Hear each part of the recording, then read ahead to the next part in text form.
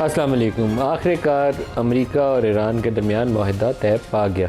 JD Vance America के नायब सदर कह रहे हैं कि गुज़श्ता रोज़ ने डिजिटली इसके ऊपर दस्तखत कर लिए हैं। बेसिकली अभी मुफाहमत की याददाश्त है, MOU है, जिसके ऊपर फॉर्मल डिस्कशन जो हैं वो आगे चलेंगी और न्यूक्लियर के ऊपर एक हतमी मुआहदा तय पाएगा। इसी तरीके से हॉर्मोज़ के ऊपर उसकी फ़ाइनल सेटलमेंट क्या है, ईरान का कंट्रोल कहाँ तक होगा और बाकी दुनिया के लिए क्या वो इंटरनेशनल फ्री वाटरवेज़ की हैसियत होगी या उसके ऊपर ईरान और ओमान अपना जो अथॉरिटी है वो असर्ट कर सकेंगे, इसके ऊपर भी बात होगी। न्यूक्लियर के ऊपर ईरान कितना तरक करेगा अपना जो स्टॉक पाइल है और क्या सिविल यूज़ के हवाले से उसको इजाज़त होगी या मुकम्मल ज़ीरो 10 साल के लिए मॉरिटोरियम होगा या 15 साल के लिए मॉरिटोरियम होगा। ये 4-5 चीज़ें हैं।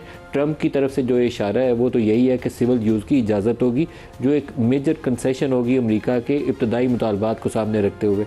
बल्कि ये कहना चाहिए कि 2015 वाली जो ओबामा वाली डील है उसके करीब तरीन यह माहिदा चले जाएगा। हो सकता है ईरान पहले से ज़्यादा अप फ्रंट कुछ पैसे रिलीज़ करवाने में और सैंक्शंस रिमूव करवाने में अमेरिका से कामयाब हो जाए। तो प्रोग्राम में आज 2 इश्यूज़ डिस्कस करेंगे। पहले हिस्से में ईरान अमेरिका माहिदा और दूसरे हिस्से में पाकिस्तान के बजट और उसके असरात। हमारे साथ अगले हिस्से में शामिल गुफ्तगू हो रहे हैं एजाज़ अहमद चौधरी साहब और डॉक्टर आदिल नजम साहब, दोनों को खुशामदीद कहते हैं। बैरिस्टर उमैर न्याजी साहब भी हमारे साथ हैं इस्लामाबाद स्टूडियो में। बैरिस्टर साहब आपको भी वेलकम। एजाज़ साहब आपसे स्टार्ट करेंगे। सर जो तफसीलात सामने अभी तक आई हैं उसकी रोशनी में आपको क्या नज़र आता है, कौन जीता कौन हारा? बहुत वाजे है भाई, बिल्कुल ईरान जो है वो जीता है और जंग में भी जीता है और अब लगता है कि नेगोशिएशंस में। लेकिन मैं ये ज़रूर साथ में कहूँगा कि अगर इन टर्म्स में देखने लगें दोनों ममालिक या कोई भी, तो फिर तो मुश्किलात हो जाएंगी, क्योंकि अभी तो बहुत मरहले तय कर। लेकिन ईरान जिस किस्म की पोजीशन में था 27 फरवरी को, जब ये जंग अभी शुरू नहीं हुई थी, और उसके मुकाबले में अगर आज उसको देखें तो बहुत मजबूत पोजीशन में है। और आपने सही कहा अपने इब्तदाइये में कि ईरान का तो अब वो जो मिनिमम अपना रखना चाहते हैं न्यूक्लियर यानी सिविल यूज वाला, वो भी शायद अब वो इंसिस्ट करेंगे। और अभी अब नाए हुर्मुज का भी पता नहीं कि वो किस तरह नेगोशिएट करेंगे। और फिर ये कि जो JCPOA के बाद सैंक्शंस, प्राइमरी सैंक्शंस उठी थी, ये शायद सेकेंडरी उठी थी। UN की तो मुकम्मल उठी थी, अमेरिका की सेकेंडरी सैंक्शंस उठी थी, बाद में डोनाल्ड ट्रंप साहब ने लगा दी थी। लेकिन एसेट्स अनफ्रीज नहीं हुए थे। तो ये मैं समझता हूँ कि ईरान को इस दफ़ा ज़्यादा मेरे ख्याल में बेहतर हो रहा है उसके लिए, और उसका कद काठ बहुत ऊंचा हो गया है। यानी आप ये सोचे कि वो अरब ममालिक जो उसको बड़े अरसे से अपना असल दुश्मन समझते थे और ये एक किस्म का इसराइल को समझते थे ये हमारा काम कर रहा है, आसानी कर रहा है, आज वो सारा का पूरा मंजर ही बदल रहा है। और अब बहुत सारे अरब ममालिक जो हैं, और मुख्तलिफ खबरें आ रही हैं, इवन UAE से भी खबरें आती हैं कि वो अब ईरान के साथ जो है वो पुरअमन पकाए बाहमी करना चाहते हैं। ये बहुत बड़ी फतह है ईरान की इस लिहाज से कि पहले वाली पूरा का पूरा मंजरनामा जो है वो बदल गया है। जी डॉक्टर आदिल साहब, नेतन्याहू ने लेबनान के ऊपर बमबारी करके आखिरी लम्हे तक इसको कोशिश की कि किसी तरीके से ऐसा कुछ हो जाए कि मुआहदा टूट जाए। मुआहदा तो हो गया और वो F वर्ड ट्रंप ने बार बार यूज़ किया नेतन्याहू के लिए। क्या नेतन्याहू वो F वर्ड के बावजूद अभी भी वाशिंगटन के ऊपर असरअंदाज होकर क्या कुछ ऐसा कर सकते हैं कि दरमियान में कुछ रखना पड़ जाए, चीज़ आगे चढ़े नहीं? 100%, 100% आप यकीन से कह सकते हैं कि वो हर वो चीज़ करेंगे जो वो कर सकते हैं। और इसके बाद जो है वो इन अ वे अगर अमेरिका जंग में शामिल ना हुआ तो वो अपनी जंगें भी शुरू कर सकते हैं। देखिए, नेतन्याहू जो है और इजराइल जो है, ये उनकी जंग थी और उनकी जंग ख़त्म नहीं हुई। सो उस लिहाज से तो ये बिल्कुल, लेकिन अगर आप मुझे इजाज़त दें, जो आपने एजाज साहब से सवाल पूछा उसी के तनाजुर में मैं इसका भी जवाब दूं। मेरी औकात नहीं है कि मैं एजाज साहब से इख्तलाफ करूं, लेकिन थोड़ा सा मेरा पर्सपेक्टिव फ़र्क है। वो ये कि तारीख की हर जंग की तरह, लेकिन बहुत सी जंगों से ज़्यादा एक बार फिर साबित हो गया कि जंगों में जीता शीता कोई नहीं है। सिर्फ ये होता है कि हार किसकी कम है और हार किसकी ज़्यादा है। इस जंग में अगर हार सबसे ज्यादा किसी की है तो वो डोनाल्ड ट्रंप और अमेरिका की, कि जो जोन था, जो कभी वाहिद सुपर पावर थी, जिसको खुद भी यकीन था और दुनिया को भी यकीन था कि यार अगर इनका सिर्फ बहरी बेड़ा आके खड़ा हो गया तो हम तो वैसे ही, बाकी दुनिया वैसे ही हथियार डाल देगी, फिर लड़ने का फायदा क्या है, ये इतने बड़े। अगर पूरी आपकी क्यादत को उन्होंने खत्म कर दिया तो लोग उठ खड़े होंगे। ये तो इतनी बड़ी ताकत है कि ये छींक मारेगी तो दुनिया को पूरी की पूरी को निमोनिया हो जाएगा।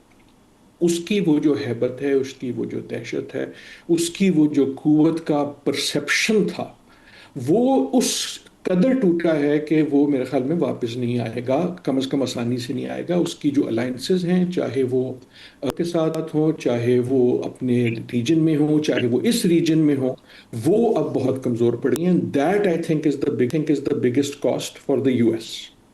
वो कहते रहे कि जी हमने उनकी नेवी खत्म कर दी, एयरफोर्स खत्म कर दी, हमारे तो सिर्फ इतना नुकसान हुआ, हमारे तो सिर्फ इतने पैसे लगे। All of that may be true, लेकिन जो दूसरी जंग अजीम के बाद एक परसेप्शन थी ऑफ ग्रेट पावर परसेप्शन पे चलती है, that is not going to come back easily. एक तरह से शायद ये भी कहा सकता है कि जीत जो है वो तो अभी भी इसराइल की हुई है। I know it is sounding odd and, लेकिन हकीकत यह है कि आज से साल पहले अमेरिका का वही नक्शा था जो आज है, ईरान का वही नक्शा था जो आज है, इसराइल का नक्शा तब्दील हो गया। सीरिया का जो इलाका है उसने उस पर कब्जा कर लिया। गजा में 70 कहता है, कभी 80 कहता है फीसद जो है उसने उस पर कब्जा कर लिया। लबनान में वो आज भी मौजूद है। एक तरह से उसकी जीत यह है कि जो वो कभी नहीं कर सका था कि अमेरिका को बाकायदा जंग में ले आए, वो घसीट लाया। सो एक तरह उसकी जीत ये है कि जो इसराइल की 40 साल पुरानी ख्वाहिश थी कि मेरे जो हमसाए हैं उन्हें मैं लड़ा दूं, क्योंकि इसराइल की तो हमेशा से ख्वाहिश बड़ी पब्लिकली ये थी ना कि मैं छोटा सा मुल्क हूँ, ये सारे मिलके मेरे पीछे पड़ जाते हैं, इसलिए जो है ना, दैट इज द थ्रेट। वो ख्वाहिश भी पूरी हुई। लेकिन जीत इसलिए नहीं है कि जो इसराइल हारा है, वो ये है कि जो उसकी सबसे बड़ी कुव्वत थी, जो उसकी सबसे बड़ी, उसकी ताकत का सबसे बड़ा सरचश्मा था, which was it's relationship with the US, वो अगर टूटा नहीं है तो उस पर ऐसी दरारें पड़ी हैं कि वो आराम से वापस नहीं आएगा। उसको समझने का देखें, इसराइल के लिए जो यूएस रिलेशनशिप है और जो एक ब्लाइंड फेथ था यूएस में, यूएस कांग्रेस में इसराइल पे, मेरी जिंदगी में मैंने कभी उसको ऐसा क्वेश्चन होते हुए नहीं देखा। आप उसको यूं समझिए कि जो पाकिस्तान चाइना की रिलेशनशिप है वो तो कुछ भी नहीं है ना जो इसराइल के लिए अमेरिका की रिलेशनशिप थी। और चाहे वो स्पीड की बात हो, चाहे अमेरिकन कांग्रेस की हो, वो आखिरी सिर्फ एक जुमला, sorry I am long, Iran के लिए यकीनन एवरीथिंग एम्बेसडर साहब सेड इज 100 and 200% करेक्ट। लेकिन जिस क़यामत से उनके लोग गुजरे हैं, जो उन पे आफतें आई हैं, जो उसकी इकोनॉमिक कॉस्ट है, और जो खित्ते में उनको अब वापस रीबिल्ड करना होगा, जो हुआ है वो उनके हमसाए भूल तो नहीं जाएंगे। So all of that is also reality. तो मेरे ख्याल में जीता कोई नहीं, लेकिन कुछ की हार खुसूसन अमेरिका की सबसे ज्यादा थी।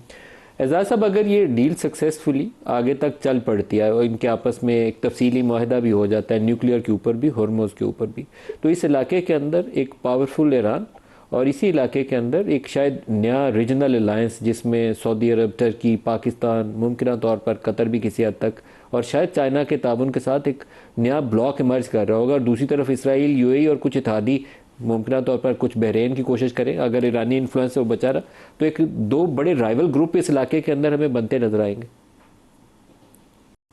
जी, मैं वहाँ से शुरू करूँगा जहाँ से आदिल नजम साहब ने ख़त्म किया, कि ईरान ने भी वाकई बड़ी कुर्बानी दी है।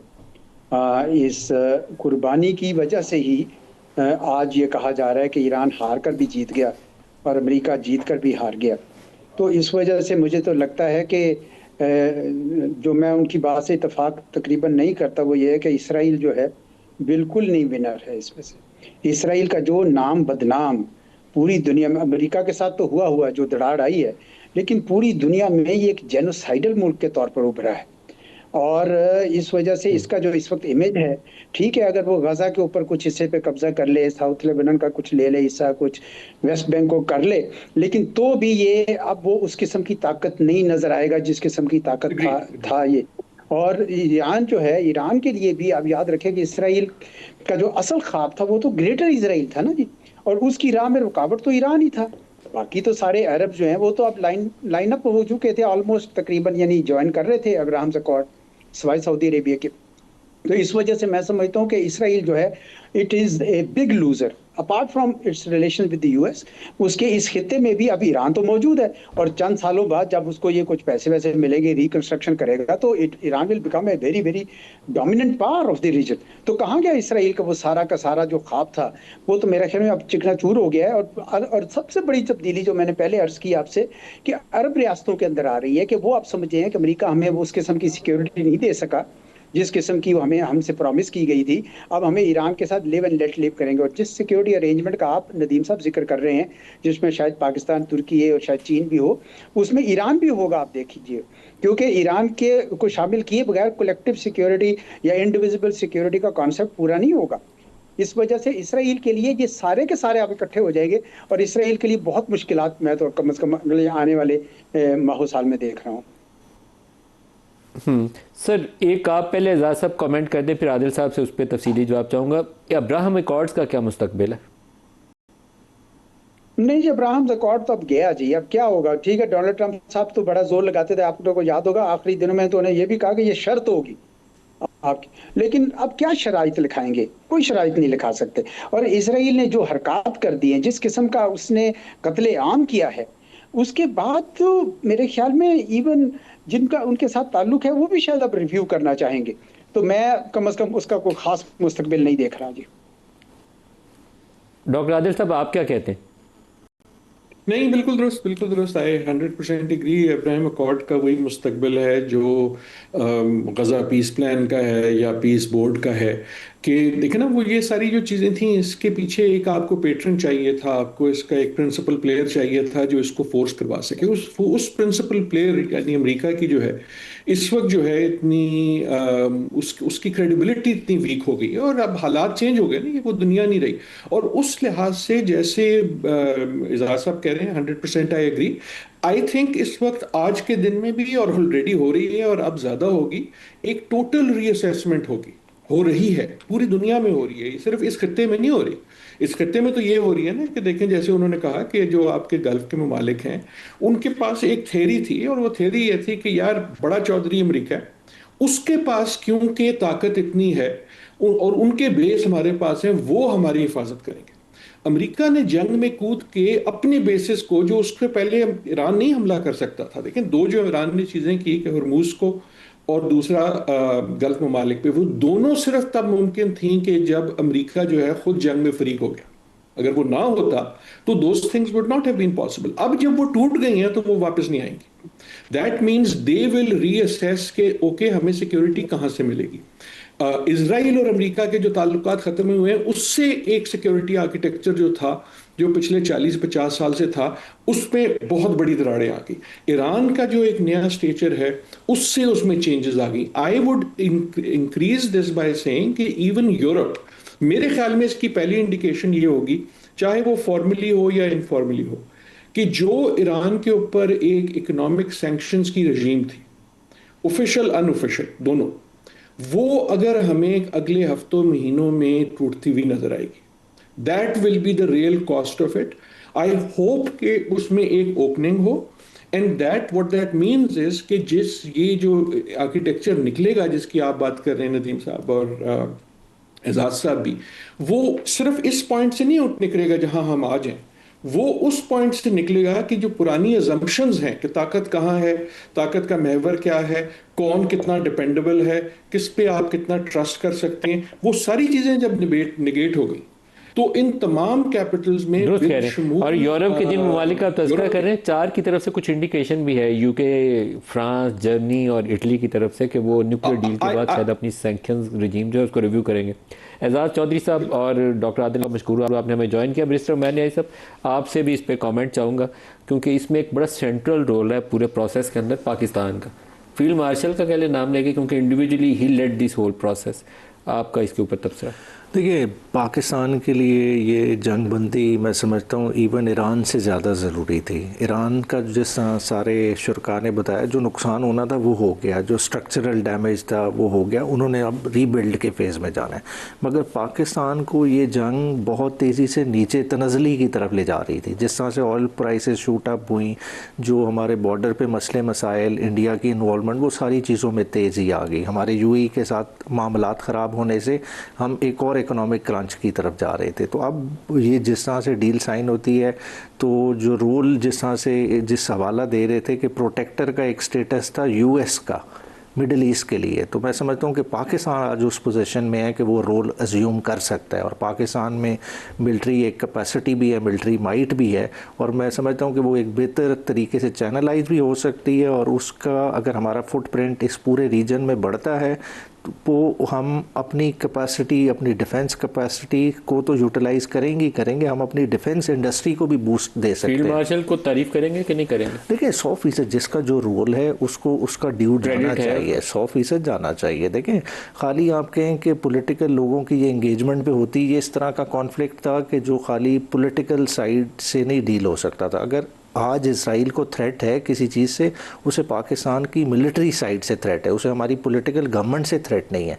इसी थ्रेट ने और इसी प्रोटेक्शन वाले स्टेटस ने ईरान को भी किसी हद तक प्रोटेक्ट किया है कि इसराइल ने उस तरह खुद हमले की कोशिश नहीं की, कि इसराइल को एक दीवार मिली हुई थी जिसको वो इस्तेमाल करता रहा और ख़ुद उसके पीछे छुपा रहा। और उसकी वाहिद वजह थी कि डायरेक्ट कॉन्फ्लिक्ट में आता तो उसको लॉन्ग टर्म कॉन्सिक्वेंसेस इस पूरे रीजन की तरफ से देखने पड़ते। दुरुस्त। कल परसों एक खबर चल रही थी कि इमरान खान की, एक तो वो रात आए थे ना, हॉस्पिटल आए थे इलाज के लिए, इंजेक्शन उन्होंने लगाए गए, कि बैरिस्टर गौहर से उनकी कोई मुलाकात हुई बैरिस्टर गौहर या किसी और से? आपके शो से पहले मैं बैरिस्टर गौहर साहब से मिल के आ रहा हूँ, उनकी कोई मुलाकात नहीं हो रही। और उसके बारे में उन्होंने उस मुलाकात जब मैं मिल के आया हूँ तो उन्होंने तरदीदी ट्वीट भी लगाया है। अच्छा। ये ऐसे ही वो अफवाहें बनाई जाती है। बाकी बैरिस्टर गौहर साहब के कंसर्न आज भी खान साहब की सेहत के हवाले से उसी तरह से है, और उनका यही है कि उनका प्रॉपर चेकअप, उनके मौलजीन की एक्सेस और मुलाकात। मैं सब एक सवाल आपसे भी है और ये इस्टेब्लिशमेंट के लोगों से भी है। बाज़ चीज़ों में मामला फहमी अच्छी चीज़ होती है। ईरान वाले मामले में पाकिस्तान बड़ा एक सेंट्रल रोल प्ले किया है। पीटीआई और इस्टेब्लिशमेंट अगर ये मामला फहमी कर लें तो इमरान के लिए भी रिलीफ है और इस सियासी तनाव से भी छुटकारा है। आप दोनों क्यों नहीं करते? देखिए, ब्रॉडर पर्सपेक्टिव में देखें ना कि जिस तरह मामला फहमी, आपने इस्टेब्लिशमेंट का नाम लिया कि दुनिया में एक होनी तो मामला फहमी आपकी इस्टेब्लिशमेंट से, शहबाज शरीफ से नहीं होनी। मगर जो रोल देखें इंटरनेशनली प्ले हो सकता है, अगर इंटरनेशनली हम इतने अच्छे मीडिएटर प्ले कर सकते हैं तो डोमेस्टिकली क्यों नहीं? आप तो आपसे भी सवाल है ना, पीटीआई ने भी करना है, ताली तो दो हाथों से बजती है ना। पीटीआई तो कॉन्स्टेंटली मार ही खा रही है ना। देखिए, हमें पिछले 7-8 महीने में इमरान खान तक की एक्सेस नहीं दी गई। अगर इमरान खान तक एक्सेस ही नहीं, बंदा इमरान खान का ना ज़ेन रीड कर सकता है, ना उसके लिहाज से कोई चीज़ को प्रीएम्प्ट कर सकता है, कोई चीज़ का बिल्डअप बना सकता है। क्योंकि अगर मुज़ाकरात होंगे वो इमरान खान को माइनस करके तो नहीं हो सकते। बाहर आज महमूद खान अचकज़ई या बाकी जो लीडरान हमारे अपनी पार्टी के मौजूद हैं, उनका सबसे बड़ा हैंडीकैप क्या है कि हमें पता ही नहीं है किस फ्रेमवर्क में हमने बात करनी है, किससे करनी है। तो कम से कम जो है, जो खान के बेसिक राइट्स जो कॉन्स्टिट्यूशन गारंटी करता है, जो जेल मैनुअल करना है, एक्सेस हो तो ये रास्ता भी निकल सकता है। सर, एक नवाज शरीफ भी जेल में जाता था और शायद पीछे उसके 1-2 बंदे होते थे जो लीड कर रहे होते थे प्रोसेस को, उसको वो ओनरशिप देता था नवाज शरीफ, उसको डंप नहीं कर देता था उन लोगों को। आप लोग हेडलेस हैं इस वक्त, डायरेक्शनलेस भी हैं और हेडलेस भी हैं। आप में से कुछ लोगों को लीड करना पड़ेगा और शायद वो सोशल मीडिया की कॉस्ट उठाने की जान भी होनी चाहिए। एक ट्वीट आ जाए या किसी की वीडियो आ जाए लंदन अमेरिका से तो आप लोगों को परेशान नहीं होना चाहिए। ट्वीट से हट के देखें, पिछले दिनों में एक जैसा से मोहसिन नकवी साहब से मुलाकात हुई तो उसका कितना वावेला बचा। देखिए, तो यही तो मैं कह रहा हूं, मोहसिन नकवी आपको रास्ता दे सकता है एस्टेब्लिशमेंट तक जाने का, तो आपको इस्तेमाल करना चाहिए। रूटीन की नेचर की होनी चाहिए। इसमें मैं नहीं समझता कि किसी को उस तरह से एतराज़ होना चाहिए कि आप देखते हैं, आप गेज करते हैं, आप अपने कंसर्न अक्रॉस द बोर्ड रखते हैं, दूसरों के कंसर्न सुनते हैं, सुन के फिर ही रास्ता निकला है। मगर फिर भी बात वहीं आ जाएगी कि बैरिस्टर गौहर हो गए, हमारे अचकज़ई साहब हो गए, दूसरे पार्टी के 2-3 मेन लीडरशिप, एटलीस्ट 2-3 को एक्सेस खान तक देनी पड़ेगी। खान तक दे दें तो मैं समझता हूँ कि इस वक्त मुल्क की भी ज़रूरत है। जिस तरह से कश्मीर की सूरत हाल, बलोचिस्तान, केपी की खड़ी है, इस वक्त नेशनल लेवल के डायलॉग को स्टार्ट करने के लिए बहुत ज़रूरी है। बहुत तो अच्छा हो कि मामला फहमी से सारी चीज़ें तय हो जाए, क्योंकि ये एक सियासी तनाज़ा है और इसका सियासी हल ही होना जब भी होगा, अभी हो या 2 साल बाद हो या 6 महीने बाद हो। देखें जितना लेट होगा इस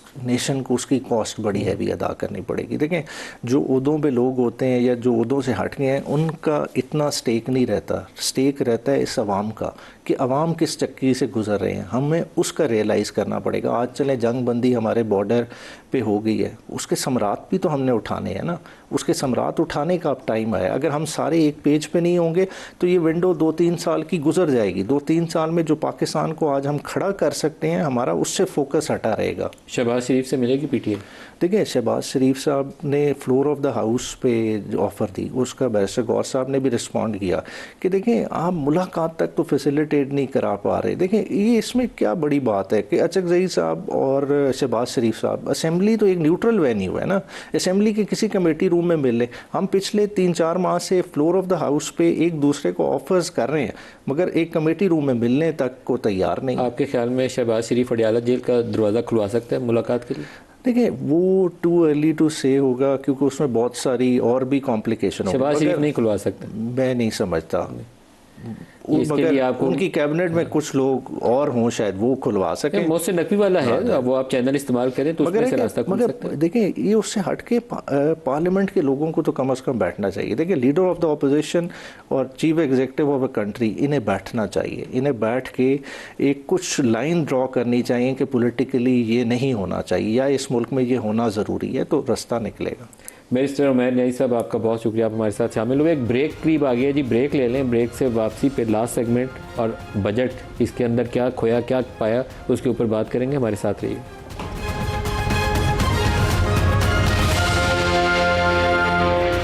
वेलकम बैक। बजट में नए टैक्सेशन मेयर्स के हवाले से प्रोग्राम में बात करेंगे। 15,264 अरब का टारगेट रखा गया है। इस साल 14,100 का इब्तदाई तौर पर टारगेट था और एंड ऑफ द ईयर हम 13,000 अरब पूरा इकट्ठा नहीं कर पाएंगे, तो 1100 अरब से ज़ायद का शॉर्टफॉल बनता है। हमारे जो ब्यूरो चीफ हैं शकील साहब, उनका ख्याल है कि 650 से 670 अरब के न्यू टैक्सेशन मेयर्स इस बजट में शामिल किए गए, नए टैक्स आयद किए गए 650 अरब रुपए से ज़ायद के। उसकी तफसीलात क्या हैं अभी तक मुझे ख़ुद नहीं पता। तो प्रोग्राम में हमारे साथ मेहमान शख्सियत है बिलाल अज़हर, वज़ीर मुमलकत है, ख़जाने के भी और रेलवे के भी। सर ख़जाना भी खाली है और रेलवे की गाड़ियाँ भी मुश्किल से चलती हैं, आपकी वज़ारत बहुत मुश्किल है। तो नए टैक्सेशन मेयर्स, आपको वेलकम भी प्रोग्राम में सर, न्यू टैक्सेशन मेयर्स। जी बिस्मिल्लाहिर्रहमानिर्रहीम। नदीम साहब बहुत शुक्रिया जी अपने शो में दावत देने का। अगर आप इजाज़त दें, क्योंकि मैं आपके शो में आ जाया हूँ, तो अगर मुझे बजट के वो हिस्से बताने दें जो कि सर सवाल जो आपसे चलते हैं। नहीं आप यू नो योर इकोनॉमिकली आपकी इकोनॉमी पे सर नए टैक्सेशन मेयर्स पहले बताएं कौन कौन से? नहीं सर टैक्सेशन मेजर्स नहीं, कुछ हमने रैशनलाइजेशन मेजर्स एग्जम्पशंस विड्रॉ किए हैं। नहीं जी मैं आपको बताता हूँ। कुछ चीज़ें हमने एक तो इन्फोर्समेंट की मद में इंक्रीज है, क्योंकि हमने इस साल हम जो मौजूदा माली साल है इसमें 400 अरब रुपए की हमने प्रूवन इन्फोर्समेंट हम एक्सपेक्ट कर रहे हैं विल क्लोज। पिछले साल की हमारी 800 बिलियन रुपए की मेजरेबल वो थी। इस साल भी हमारा जो ऑटोनमस ग्रोथ के बियॉन्ड नंबर है उसमें से major chunk will come from enforcement. इसके अलावा एक टैक्स नेट वाइडनिंग का भी मेजर है हमारा। दुकानदारों के लिए हमने एक नई स्कीम का ऐलान किया है। टैक्स नेट में शामिल होंगे दुकान? जी इंशाल्लाह मैं बड़ा ऊपर उम्मीद हूँ जी, क्योंकि ये प्रोसेस मैंने खुद पिछले 2-2.5 महीने से मैं इसमें शामिल रहा हूँ अंजुमन ताजरान के साथ। तो 35 लाख दुकानदार हैं कुल जो टैक्स नेट से बाहर हैं, जिनको शामिल होना चाहिए। 3.5 मिलियन जी 3.5 मिलियन जी जो अभी टैक्स नेट से बाहर हैं। जिनको 25,000 अब देना है आपको? नहीं जी सर, नहीं 25,000 तो कम से कम देना है, कम से कम देना 1% ऑफ टर्नओवर देना है, जिसमें से वो विदहोल्डिंग टैक्स एडजस्ट कर सकते हैं, मगर उस एडजस्टमेंट की एक लिमिट है। ये नहीं हो सकता, कम से कम 25,000 रुपए नकद गोशवारा जमा कराते हुए दुकानदार को कम से कम देने होंगे। अदरवाइज जो एक्चुअल टैक्स है, अगर वो नहीं आते इसके अंदर 25,000 में भी, मैं तो ऊपर वाला ले ही नहीं रहा, अभी 25,000 पे जा रहा हूँ जी नहीं आते तो फिर क्या करेंगे? तो एक नॉर्मल टैक्स रिजीम की एक तो ये इख्तियारी स्कीम है, इख्तियारी नोयत की स्कीम है कि ऑप्शनल स्कीम है कि आप नॉर्मल टैक्स, अगर आप कहते हैं कि मेरा तो बड़ा लॉस हुआ है, मैं ये भी डिक्लेयर मैं नहीं करना चाहता, मेरा लॉस हुआ है, तो उसके पास उस शख्स के पास ऑप्शन है कि वो नॉर्मल टैक्स रिजीम में लॉस डिक्लेयर करे। इस स्कीम में आने के लिए कम से कम 25,000 देने। अगर वो दोनों काम ना करे तो आपका सवाल है फिर क्या होगा? फिर पहले महीने 10,000 रुपया जुर्माना है, दूसरे महीने 25,000 रुपया जुर्माना है और तीसरे महीने 50,000 रुपये जुर्माना है। और ये जुर्माने इस स्कीम का हिस्सा हैं और ये जुर्माने हमने अंजुमन ताजरान की दोनों तंजीमों के साथ बैठ के as part of the scheme तय किए हैं। इस जुर्माने की भी उनकी ओनरशिप है। मकसद क्या है कि वन वे और another FBR ends up collecting from every shop. Sir देखें, ये कोई 80,000 मिलियन के करीब रकम बन जाएगी अगर 3.5 को 25,000 ही दें ना, ज़्यादा आप ना भी लें तो आप 75 और कोई आपका 80-85 हज़ार मिलियन रुपए की रकम बन जाएगी। सब्सटेंशियल अमाउंट है, इन बिलियंस में भी निकालेंगे तो अच्छे खासे पैसे बन जाते हैं। नहीं इंशाल्लाह। असल चैलेंज ये है कि आपकी इन्फोर्समेंट होती है कि नहीं, क्योंकि ये मुआहदा करते हैं, तय करते हैं, बाद में शटर पावर के आगे आप लोग नरम पड़ जाते हैं, कुछ नहीं करते। नहीं जी, देखिए आपने नहीं देखी ना जी कोई किसी किस्म का एहतजाज। उसकी वजह है कि स्कीम हमने ताजिर नुमाइंदों के साथ, दुकानदारों के साथ बैठ के बनाई है। सारी स्कीमें उनके साथ ही बनती नहीं, और इस दफ़ा देखिए एक जुर्माना भी उनके साथ तय हुआ है। ये जुर्माना हमने कुछ भी इम्पोज इन्फोर्समेंट आपने करनी है। नहीं जी, मेरे ख्याल से अपनी सैलरी से टैक्स देना बंद कर देना। नहीं, मेरे ख्याल से जी बियॉन्ड एक तो हम इसका रोल आउट जो है वो खुद जाके we will go to various parts of the country और अंजुमन ताजरान के साथियों के साथ और चेंबर के साथ बैठ के हम इसको रोल आउट करेंगे। दूसरा, मैं पुरुमीद हूँ कि क्योंकि इसमें बहुत सारे इंसेंटिव और बेनिफिट दुकानदार अपने लिए भी देख रहे हैं। मिसाल के तौर पर जो इस स्कीम में शामिल होता है उसको FBR की एक प्लेट मिलेगी जो वो दीवार के बाहर लगा सकेगा। उस प्लेट का डिज़ाइन भी हमने लोगों को दिखाया है, आवाम को दिखाया है और दुकानदारों के साथ बैठ के लॉक किया। सर उसी FBR की प्लेट से बचने के लिए तो सारा कुछ बेचारे करते हैं, आप कहते हैं प्लेट बाहर लगा ले। नहीं, वो प्लेट किस लिए? जिसने दुकान के बाहर वो प्लेट लगाई है उस दुकान के अंदर FBR का इंस्पेक्टर लीगली पूछे इसके लिए दाखिल नहीं हो सकता। नहीं हो सकता।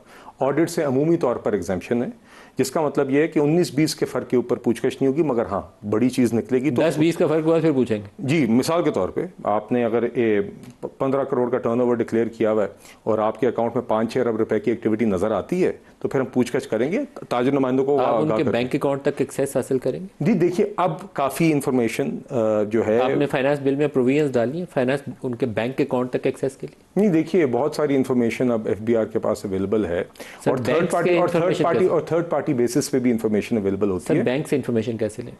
नहीं देखिए, वो ओवरऑल क्लैरिटी चाहिए इसके ऊपर। बैंक से इंफॉर्मेशन आप ले सकते हैं? नहीं, बैंक्स के साथ हम ये एक चीज़ एक्सप्लोर कर रहे हैं कि एक तो आप जानते हैं कि FBR के पास इख्तियार होता है कि वो बैंक्स को खुद रिक्वेस्ट करके इंफॉर्मेशन ले सकता है। हम एक मुकालमा आजकल स्टेट बैंक से कर रहे हैं। हरगिज़ ये नहीं कि स्टेट बैंक के एक पोर्टल पे FBR की उस तरह एक्सेस हो, मगर स्टेट बैंक के एल्गोरिदम बेस्ड एक पोर्टल के साथ FBR का एक प्लग इन हो सके कि FBR क्वेरी करके उसका रिस्पांस ले सके। या आपको इसका इम्पैक्ट पता क्या होगा? आपके बैंकिंग सेक्टर जो है वल्नरेबल हो जाएगा। नहीं जी, इसीलिए सेफगार्ड्स होंगे। ये इसलिए एक डिस्कशन है जिसके अंदर FBR का मकसद आपने फाइनेंस बिल में प्रोविजंस डाली नहीं।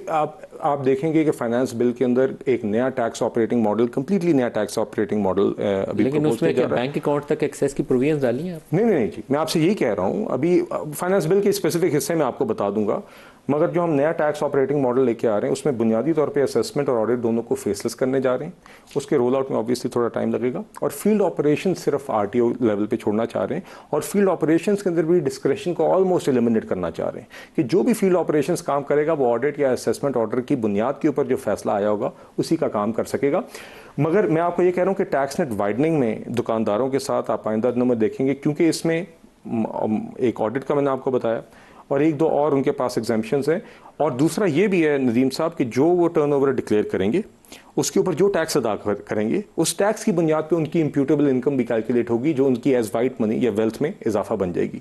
ये भी एक इंसेंटिव है फॉर गुड डिक्लेरेशन। एक दो और चीज़ें भी हैं, लाइक सैलरीड क्लास पे आपने कुछ चेंजेस किए हैं। हमने जी सैलरीड क्लास पे रिलीफ दिया हमने सुपर टैक्स खत्म किया आपने? रिलीफ तो कोई नहीं दिया, वो जुर्माना लगाया हुआ था आपने। जगह टैक्स नहीं दिया, सुपर टैक्स आपने।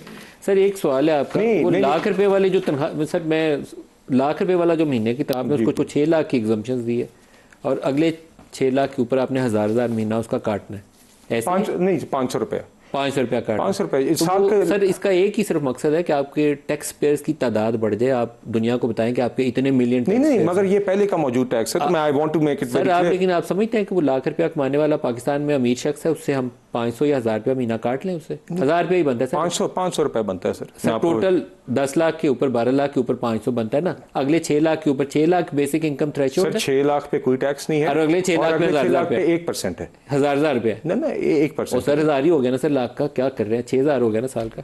नहीं जी, 6,000 साल का महीने का 500 हो गया ना जी। महीने का 500, 6 लाख तो महीने आपकी का बेसिक 500 इनकम थ्रेशोल्ड पे एग्जम्पशन दिए ना सर। जी जी, तो मैं आपसे ये कह रहा हूँ 1 लाख तनख्वाह कमाने वाले का 1000 क्यों काटेंगे आप, 500 क्यों काटेंगे आप? नहीं देखिए, आप समझते हैं कि वो सर्वाइव कर सकता है 1 लाख रुपए? नहीं देखिए, मैं आपको ये बता रहा हूँ, ये पिछले साल हमने 5% से 1% पर लेके आए, ये 5% टैक्स था, ये हमने पिछले साल रिड्यूस किया। कर सकते हैं, 5 भी तो आप ही ने किया था पहले। कौन तो सर हमने रिड्यूस किया। आप 5 आप ही ने किया था, पहले नहीं था। तो सर हमने पिछले साल रिड्यूस किया। मिफ्ता इस्माइल ने 12 लाख की बेसिक इनकम थ्रेशोल्ड कर दी थी, 10 लाख की 12 लाख की, आपने उसको चेंज करके 5 कर दिया था। 500 रुपए मुकम्मल टैक्स है। आप पहले सांस यहाँ तक दबा रहे थे, अब यहाँ तक दबा रहे हैं, थोड़ा सा गुंजाइश भी तो दें लोगों को। सर यही 5% को 1% किया था, 2500 को ही 500 किया था ना पिछले साल। सर 5% भी आप ही ने किया था ना करके। तो ठीक है, तो वो रिड्यूस कर दिया ना सर वो, लेकिन वो बेसिक इनकम थ्रेशोल्ड ही 12 लाख होनी चाहिए साल की। नहीं देखिए, वो आगे अभी आप पक्की आपने बात की सरचार्ज की, सरचार्ज के अलावा हमने और स्लैब्स में भी मेजर रिडक्शंस की। देखिए मेरी लाख वाले की सर, मुझे नदीम साहब नहीं लाख वाले की सर आप मान तो लें कि पिछले साल हमने रिड्यूस करके 500 रुपए के ऊपर अगर आप बात करें, इसको भी आगे हम देख सकते हैं थ्रेशोल्ड पे, और आगे potentially when we get more space we can try and look at rebalancing the thresholds. अभी इस साल हमने क्या 500 करके आप साल के एंड पे कितना टैक्स इकट्ठा करते हैं सर? नहीं, ये सिर्फ 1 लाख वालों से आपका साल में 4 अरब आता होगा। सिर्फ आपको नंबर ऑफ टैक्स पेयर ज्यादा दिखाने हैं दुनिया को, इस चक्कर में आप उनको काबू किया। नहीं सर, ये बहरहाल 500 रुपए का माहाना टैक्स है मेरे ख्याल से। इट्स आप दुरुस्त फरमा रहे हैं, 1 लाख वाले की परचेसिंग पावर ज़्यादा नहीं होती, मगर ये पिछले साल हमने 2500 से 500 किया। इफ़ यू अलाउ मी कि मैं ज़रा एक दफ़ा बयान कर दूँ। पिछले साल हमने 6 लाख तक आपने दुरुस्त फरमाया, वैसी एग्जाम्पशन है। 6 लाख से 12 लाख तक का रेट हमने पिछले साल, जब बहुत कम रिसोर्सेज थे, तो हमने कहा लोएस्ट स्लैब्स में सबसे ज़्यादा रिलीफ दें, तो हमने 6 लाख से 12 लाख वाले का 5% से 1% किया, और 12 लाख से 22 लाख वाले का रेट हमने 15% से 11% किया था। ठीक है जी, पिछले साल ये इन स्लैब्स में। उसके ऊपर के सारे स्लैब्स में हमने इस साल रिडक्शन किए, और सरचार्ज अलहदा एलिमिनेट किया, जिसे आप सुपर टैक्स कह रहे हैं, वो मुकम्मल एलिमिनेट हो गया। और उसके बाद मेरे सामने मौजूद है, आप 22 से 32 लाख वाले का रेट हमने 3% कम किया, 23 से 20 किया। हमने 32 से 41 लाख वाले का रेट 5% कम किया, 30 से 25% किया। हमने 41 से 56 लाख तक वाले का रेट 6% कम किया, 35 से 29% कर दिया। 56 से 70 लाख वाले का रेट 35 से 32% किया, 3% कम किया। और अब जो 70 लाख से ऊपर वाले का रेट 35% है, पहले इस बजट से पहले 41 लाख से ऊपर वाले का रेट 35% था।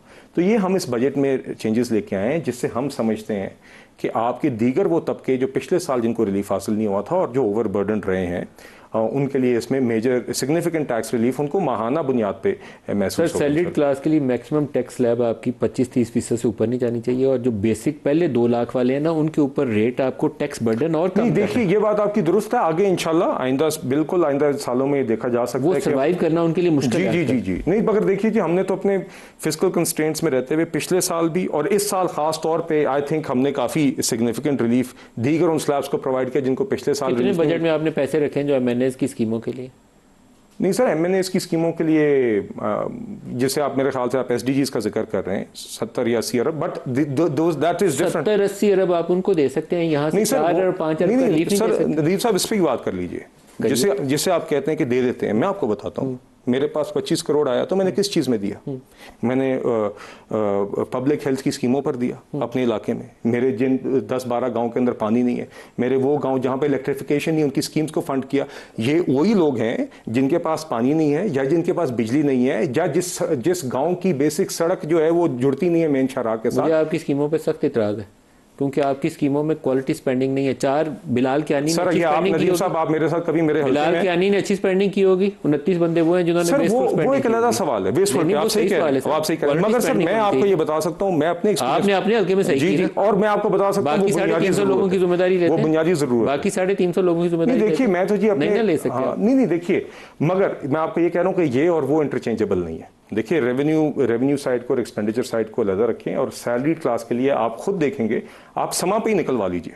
आपने कही अपने अकाउंट्स के मैनेजर को, यू हेड द टीम, कि वो ही निकाल लें कि आपके दीगर लेवल्स पे जो एम्प्लॉइज उनको कितना tax relief on the monthly basis मिल रहा होगा, जिससे एक ऐसी क्लास जो कि ओवरबर्डन रही है पिछले साल से 1.5 साल से। वज़ीर आज़म शहबाज शरीफ साहब ने ये वादा किया था कि जब मुझे मौका मिलेगा मैं पहला रिलीफ सैलरी क्लास को दूंगा। वो वादा शहबाज साहब ने ही ओवरबर्डन किया था। नहीं देखिए, मगर बात यह है कि हमने वादा किया कि 2 साल आप हमारे साथ हमारा साथ दें मुआशी इस्तेहकाम के हवाले से।